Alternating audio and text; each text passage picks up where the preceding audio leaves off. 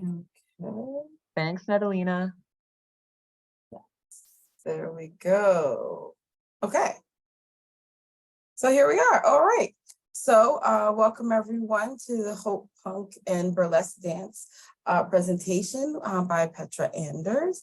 It is sponsored by College of Behavioral Sciences, VSauce here at University of Maryland.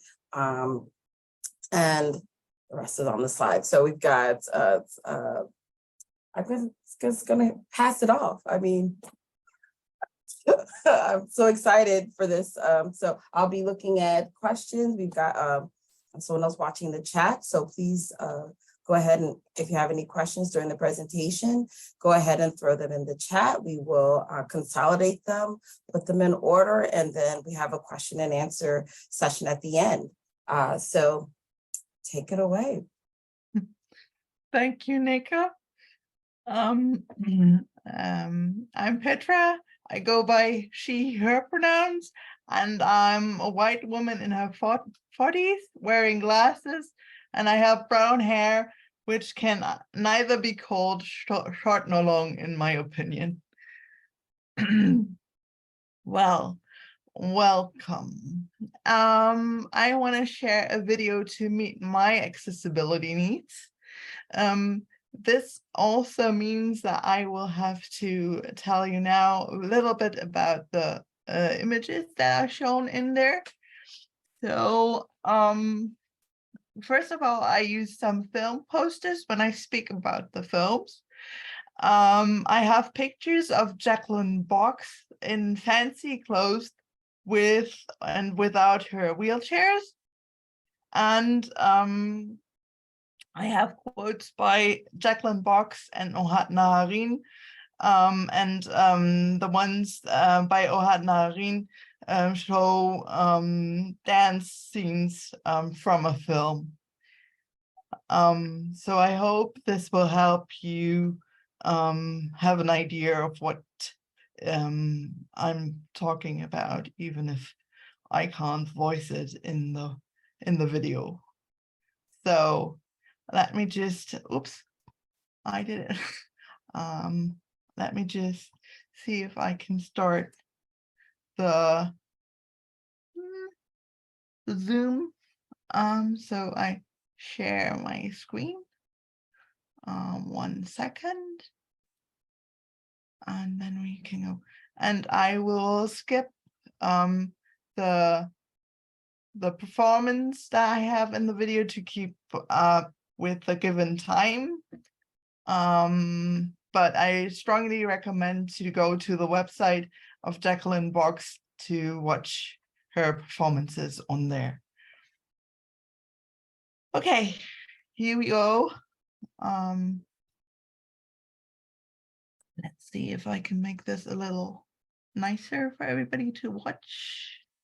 And then I can hit the start button. Here we go. And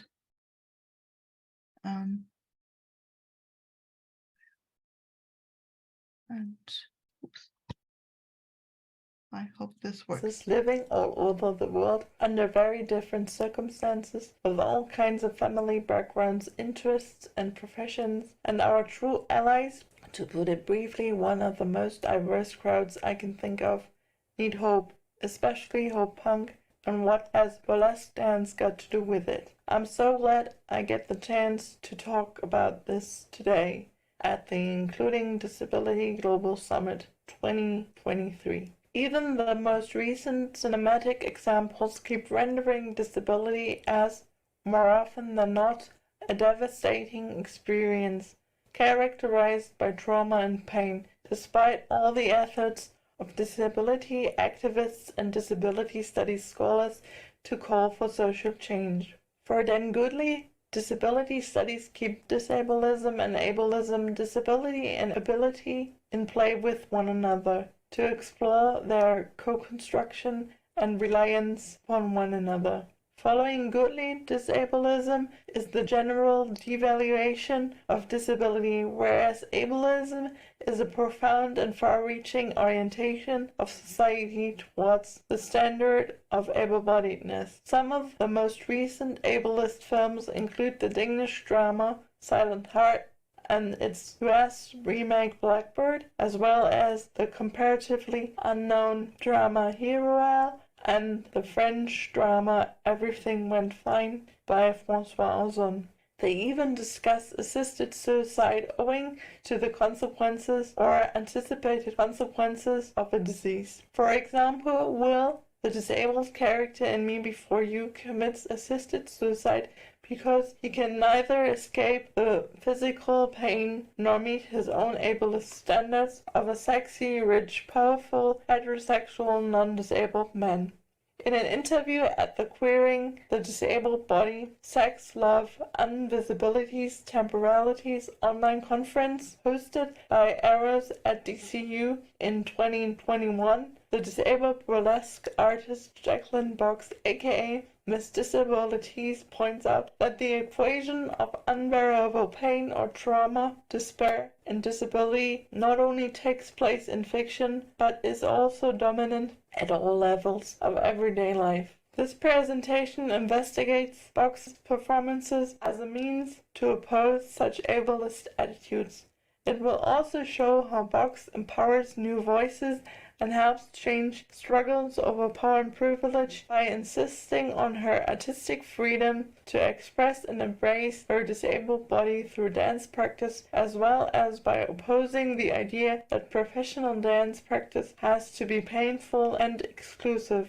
First, I will introduce you to Box's performance microaggressions, which this presentation focuses on. Then I will refer to different scholars and dance professionals to show what makes Box's performance subversive for punk. She proves that professional dance with disabilities is not only possible, but also that just like the disabled body, mobility aids can radiate joie de vivre and bring about agency. I hope to spark a powerful and empowering Q&A.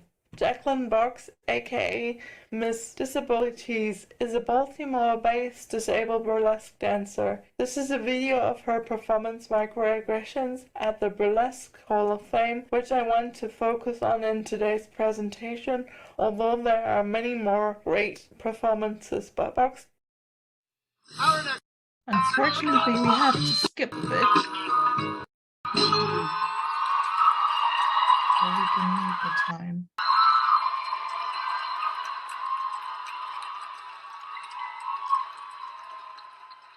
Jacqueline Box!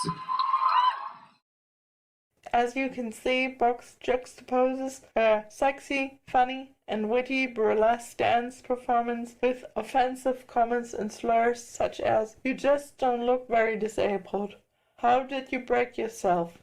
You used to be so much fun. You don't really need that chair. Don't let it affect you so much. Are you really even trying to get better? Losing weight will fix it." Or you might imagine your symptoms by non-disabled people or by disabled people who have internalized ableism. Thomas Hyman's documentary Mr. Gaga illustrates how the well-known Israeli dancer and choreographer Ohad Naharin developed a new way of dancing, the Gaga movement language. Following a traumatic event on stage, Naharin must have been terrified that he would not be able to walk, let alone dance again. He describes it as follows. Over the years, I had a lot of wrong information about how I carry my body, how I use my body. Slowly, I really damaged more and more my back until one show, my leg collapsed under me. The show finished and my leg was numb.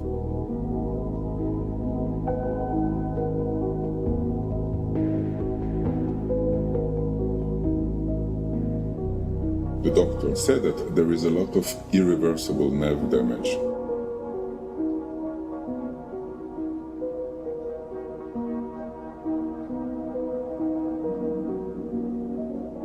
I was told that I will not be able to dance.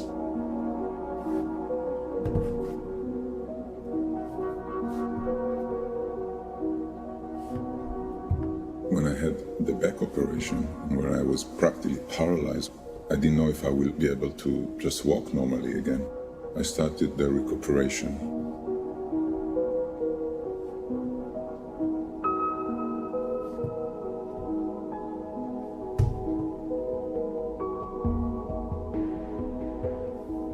Dealing with my limitations.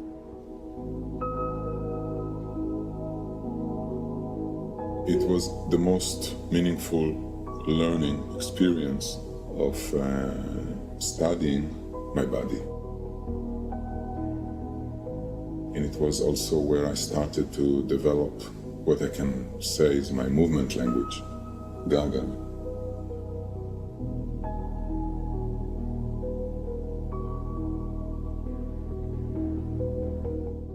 According to Naharin, what makes Gaga movement language unique is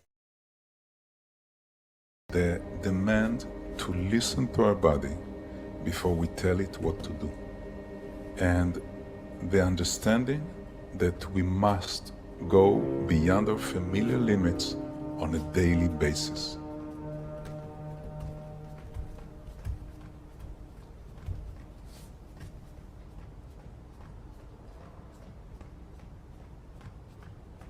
I had once an amazing experience with my father.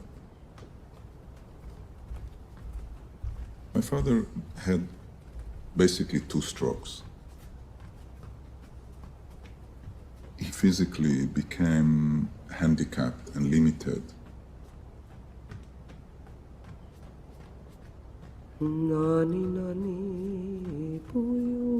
In one of my visits with him, I talked to him about how he get up from a chair. He got up like the cliche of an old man. And I told him, let's try something. I want you to just say, piece of cake.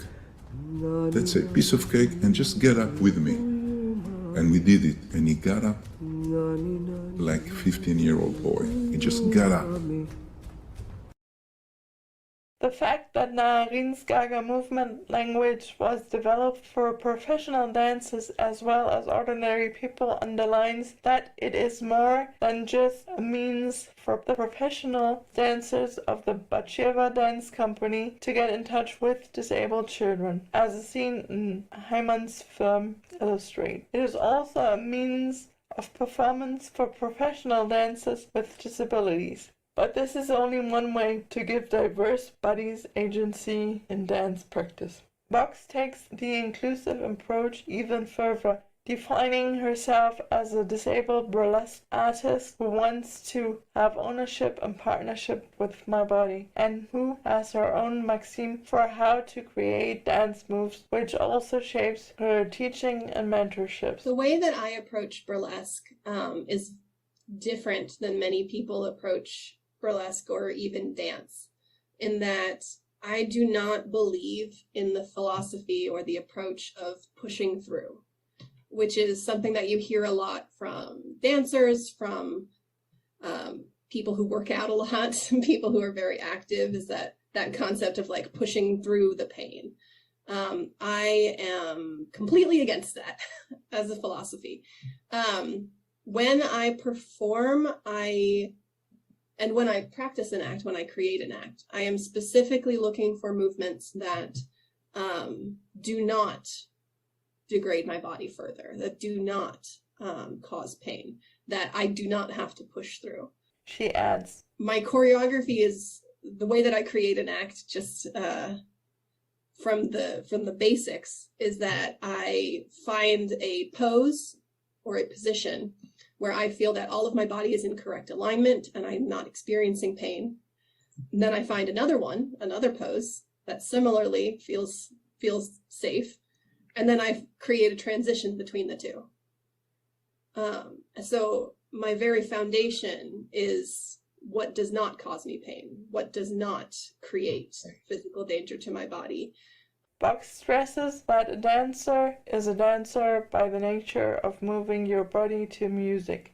Her art thus becomes a very powerful example of the disability perspective as outlined by Elizabeth Althusser and Bill Kirkpatrick in 2019. They argue that we need to turn away from the physically and cognitively normal character, the normal viewer, the normal producer, and so on. In other words, we need to get more disabled professionals involved in all stages of production, of films, and all kinds of art.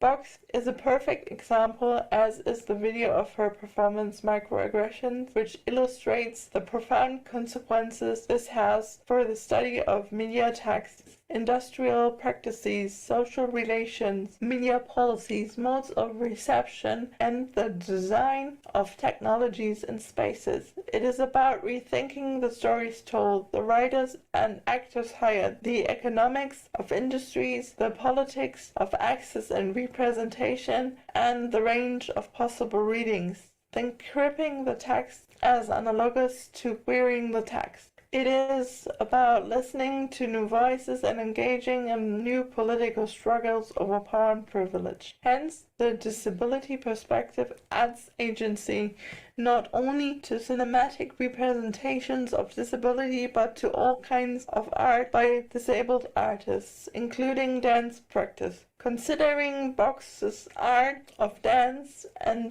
Althusser's and Kirkpatrick's approach together proves why and how Box subverts negative representations of disability and even uses them in her favor. Althusser Kirkpatrick point to the academic discourse by saying that cinema and media studies as a whole can benefit if disability is better integrated into our working knowledges, routine frames of analysis, standard professional and pedagogical categories, curricula, and understandings of the archive.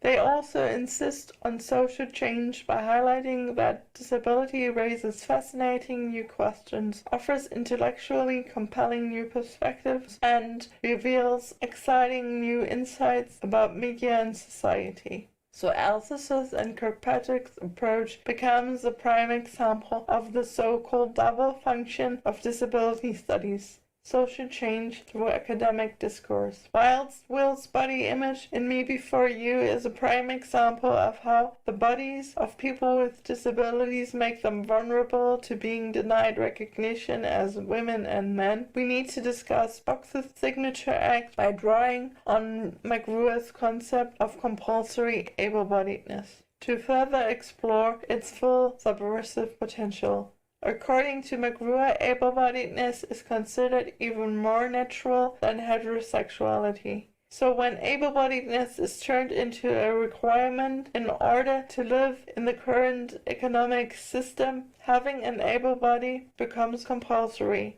Like heterosexuality, able-bodied identity is defined by its repeated performances, and many cultural institutions are dedicated to showcasing these bodily performances.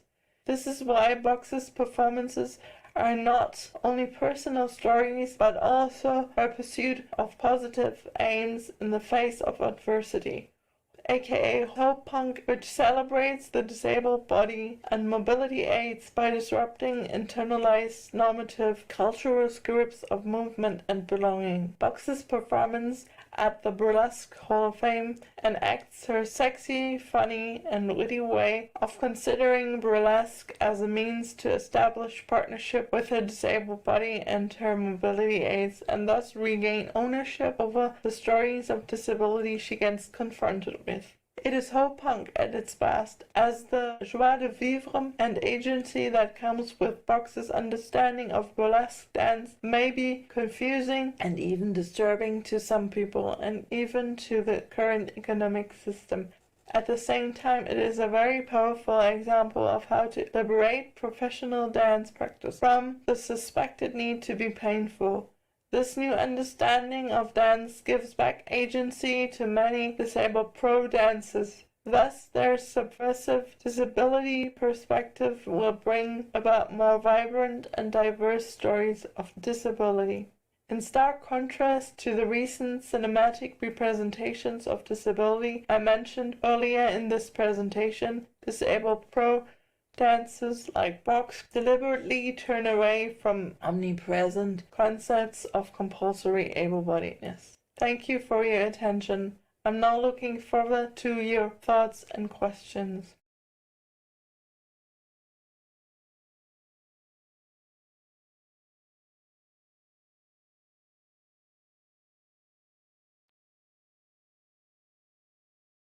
Thank you. That was really, really interesting. I see one question has come through about how participation in dances can support the mental health of disabled people. What are your thoughts there?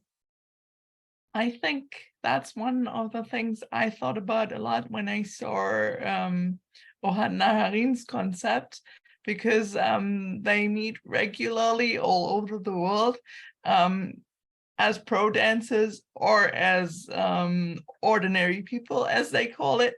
And they just gather in quite big groups and have a nice and sometimes even hard dance moment.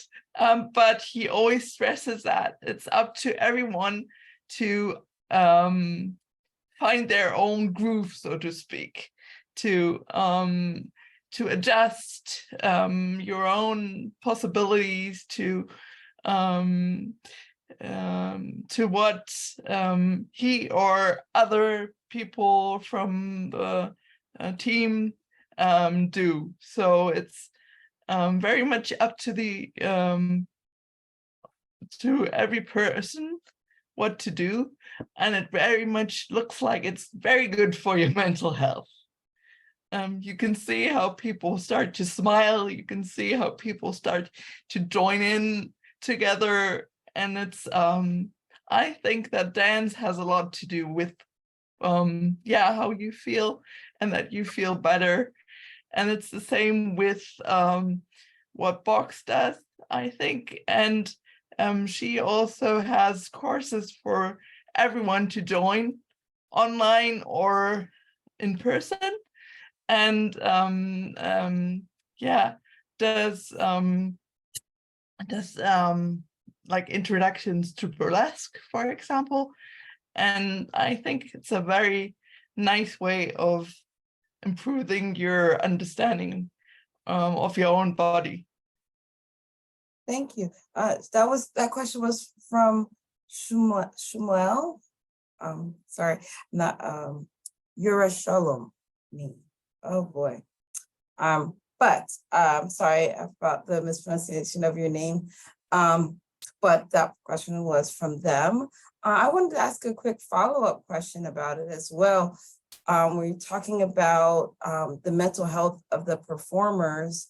How might it impact those who are watching, those who are able-bodied and those who are also disabled? How do you think that the participation in these dances or watching these dances or being in spaces where you can see movement in this way? I think that it really helps to see it. Just to watch somebody have such a great agency and have such fun moving her body is really impressive. And also she in the interview she gave at the conference I mentioned, Jacqueline Box said that at one of the performances somebody told her that somebody in the audience was really upset and that this person had a disability too. And she was like, it's so bad I didn't meet this person because I wanted her to see that there's nothing bad about what I'm doing. And this is also a lot of hope punk, I think, to just oppose these ideas of how a disabled body has to be and to behave. Absolutely. So in that there is resistance. Yeah. right? A lot of resistance. Thanks. I was looking for the right term.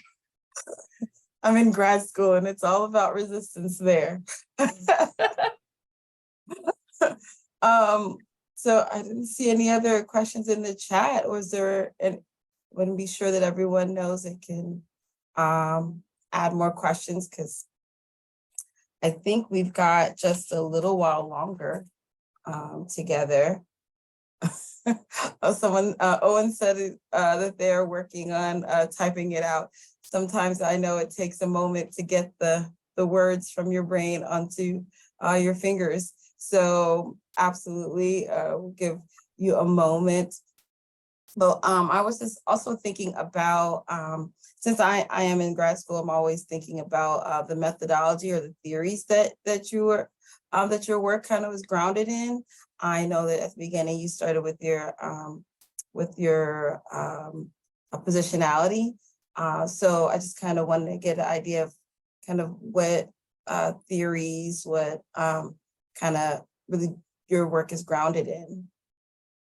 I'm a disability studies scholar Mhm. and a film scholar, so I do a lot of stuff that combines these two aspects, Mhm. and also a lot of disability studies work at the crossroads of gender studies or queer studies, which also has a personal aspect to it, because before I was able to meet other disabled people who had a PhD or something, I met queer people who had the same kind of interests, and it was clicking right away, and I didn't have to explain myself as much.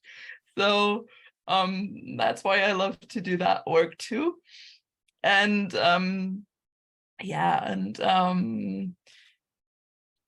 I came across Jacqueline's work because of this conference, but it's also a video, so it falls into like my profession as well somehow, and it's so very different from a lot of more pedagogical ideas about dance. And that's also what I loved about Narin's concept, because he's a pro dancer, and he definitely is into making it right and making it perfect, but he learned that sometimes things just are different and life is different, and then he came up with this method, and it's really beautiful to watch. When I first came to one of the like pro shows, it was like, oh, see, you can make these moves that my body does without me intending it as a pro dancer. You can do this to your body willingly, while my body says, okay, I'm taking over here. And that was just a very, very empowering moment for myself when I was in the audience. And when I told him in the Q&A, he was very open to it, and I was surprised that a pro dancer and would with such a big, like, what do you say it? How do you say it in English? With such a big reputation, would even listen to a wheelchair user sitting there and saying, like, this was interesting to see that these movements can be made like out of purpose. Yeah, that's really powerful. I mean, and gracious, of them as well. Yeah. Let me see here. I believe let's see here. We've got a couple of questions. I believe we're almost out of time though. So let me see here. Let me read through real quick. Petra, would you be willing to give your contact information? I know that you provided it on the slide that folks can add, but if they are willing to connect with you directly to get some answers. Yeah, of course I can. Okay. Awesome. Thank you. Because I think are we out of time? Yeah, Yeah. the next presentation, we want to make sure we get set up and ready to go. So Oh, okay.